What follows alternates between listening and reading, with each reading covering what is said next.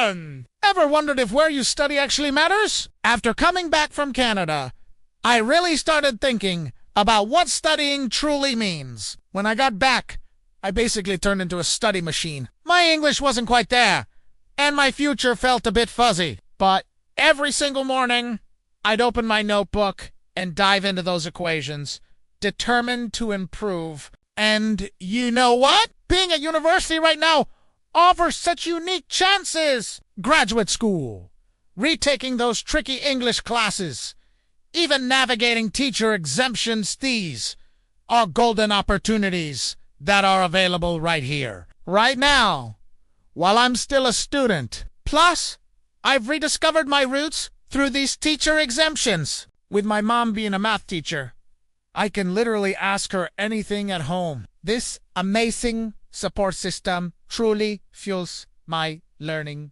journey. So don't feel like you need to rush. You've got this. Just take it one step at a time.